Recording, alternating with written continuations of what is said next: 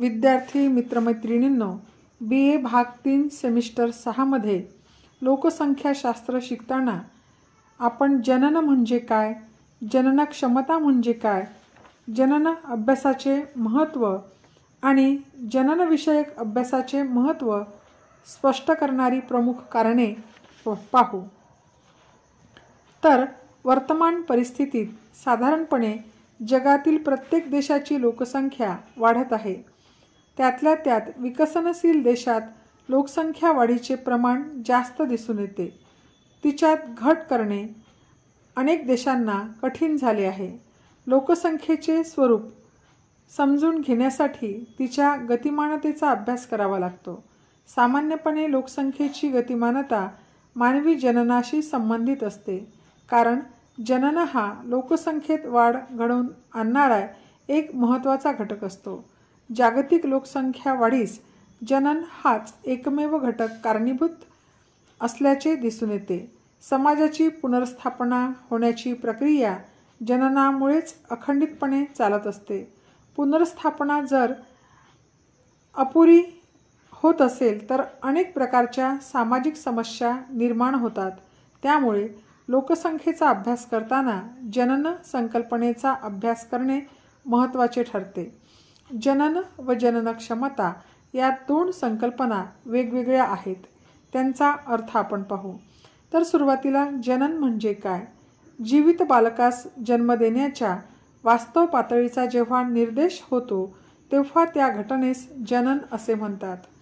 दुसऱ्या शब्दात जनन म्हणजे विशिष्ट कालावधीत प्रत्यक्ष किती अपत्यांचा जन्म झाला त्याची आकडेवारी आणि दर होय। तसेच जन्म देण्याची घटना म्हणजे जनन होय। थोडक्यात जनन म्हणजे जीवित बालकास जन्म देण्याची स्त्रीची वास्तव पातळी होय। त्यानंतर जनन क्षमता म्हणजे काय? जनन क्षमता म्हणजे स्त्रीची बालकास जन्म देण्याची शारीरिक क्षमता होय।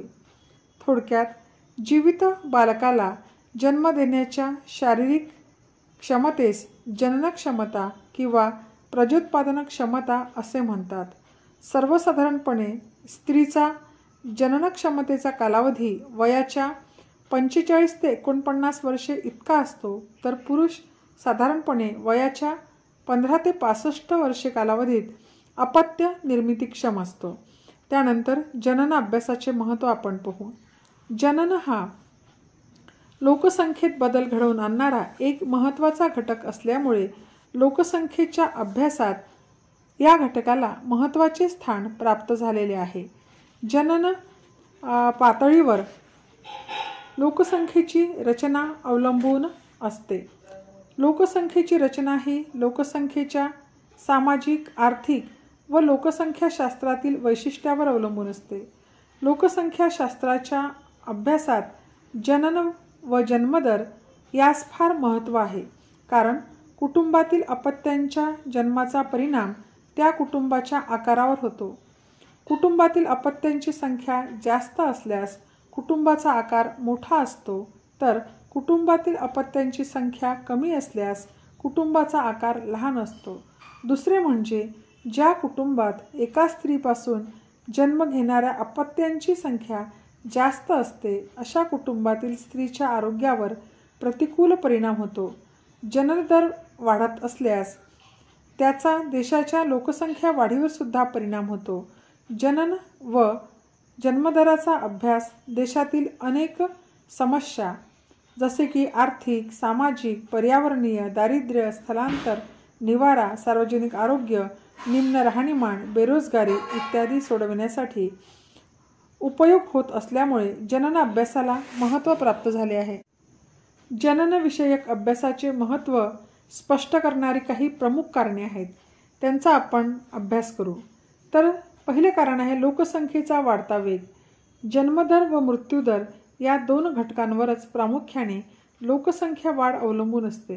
स्थलांतर हा घटकही लोकसंख्या वाढीला जबाबदार असला तरी तो फारसा महत्त्वाचा नसतो, कारण एका ठिकाणाहून दुसऱ्या ठिकाणी जेव्हा लोकांचे स्थलांतर होते तेव्हा त्या त्या भागात लोकसंख्येचे प्रमाण कमी जास्त होते।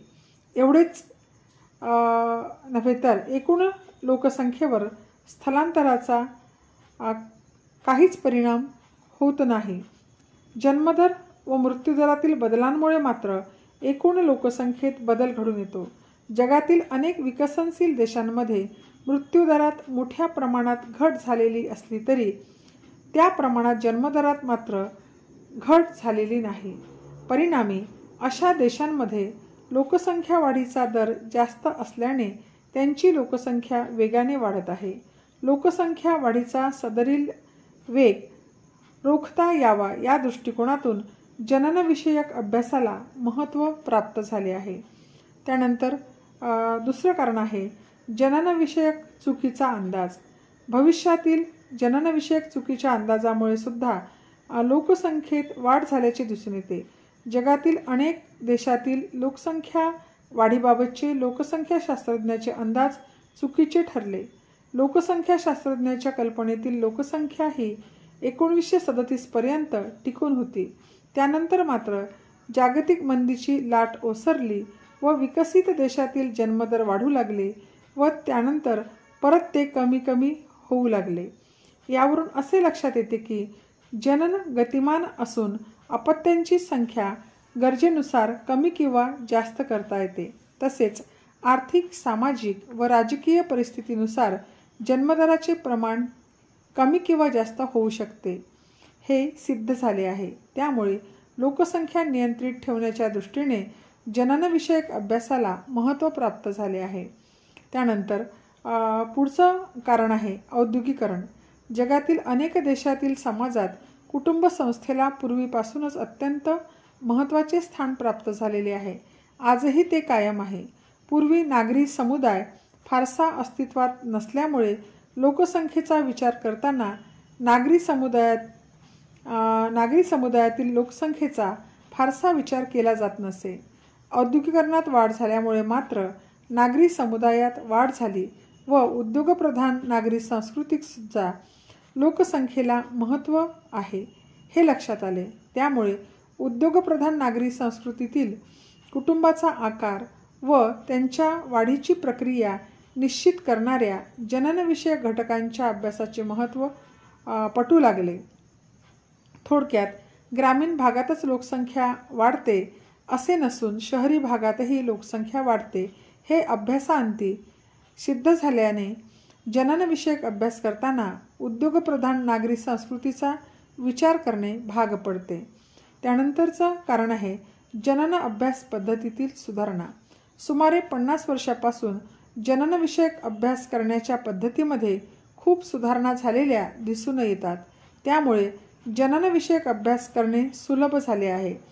अलीकडच्या काळात तर जगातील बहुतेक सर्वच राष्ट्रांमध्ये नियमितपणे जनगणना होऊ लागल्या आहेत.